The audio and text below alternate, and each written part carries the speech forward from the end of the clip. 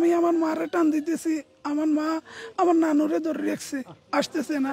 নানুরে টান দিছি, মা ধরে মারে ধরে রাখছে। আমার ওয়াইফরে টান দিছে, এর বাচ্চা ধরে রাখছে। আমার বড় ভাবিরে আমি টান দিছি, এর বাচ্চা আমার মেজো ভাইয়ের বাচ্চারে ধরে রাখছে।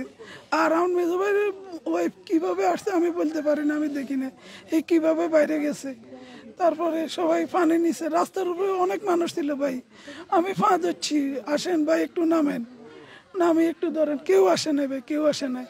আমাদের ডুবুরিরে কল দিছে, আমাদের বাংলাদেশের কারণ ডুবুরিরে কল দিছে, ওরা আসছে ফায়ার সার্ভিস। ওই জায়গায় আগুন লাগছে, আগুন নিবে তো ফায়ার সার্ভিস। ওই টাইমে ডুবুরি আসলো, আমার সবাই কেউ না কেউ বাসে। তারপরে ডুবুরি আসার পরে আসে নাই, ফায়ার সার্ভিস আসছে। ফায়ার সার্ভিস আসার পরে এরা এদিক সেদিক আধা ঘন্টার মতো ঘুরতেছে, পুলিশ এরা। তারপরে এক ফায়ার সার্ভিসের কর্মী বলতেছে আমি নামবো, আমি উঠামো। না আমি গাড়ি বাইর করছি, গাড়ি কোন জায়গায়, গাড়ি বাইর করি। তারপরে একটা ওই পুলিশের এটা কি বলে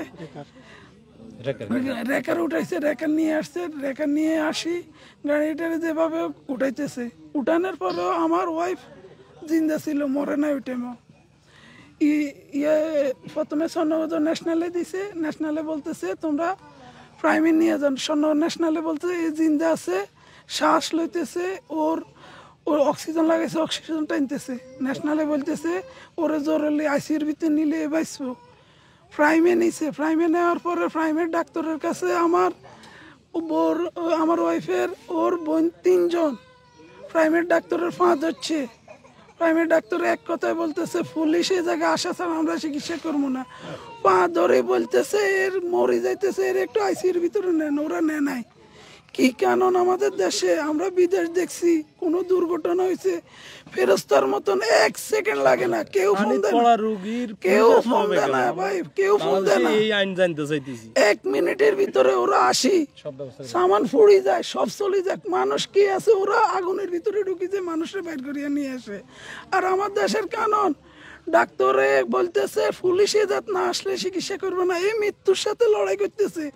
যখন প্রাইমের ডাক্তারের বলতেছে আপনার হাত দেখেন, ওর জ্ঞান আছে কিনা একটু বলেন, বলতেছে আমি এটা টাচও করবো না, পুলিশ লাগবো।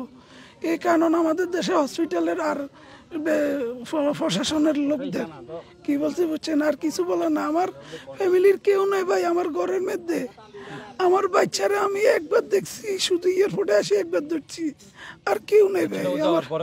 আমি বিদেশে আমার ওয়াইফের সাথে আমি 1 মাস 10 দিন সংসার করছি ভাই, আমি রিলেশন করে বিয়ে করছি ভাই। আমার ভিসা হওয়ার পরে যখন চলে যাবো আমি ওরে বিয়ে করছি, বিয়ে করার পরে 1 মাস 10 দিন ছিলাম। আমি যাওয়ার পরে আমার বাচ্চা হয়েছে, আমি 2 বছর 7 মাস পরে আইছি। কিন্তু এখন আমার সবকিছু দুঃখ হয়ে গেছে ভাই, এর সবকিছু। একটা জিনিস খেয়াল করছি না যে গাড়িটা ডুবার ব্যাপারটা খেয়াল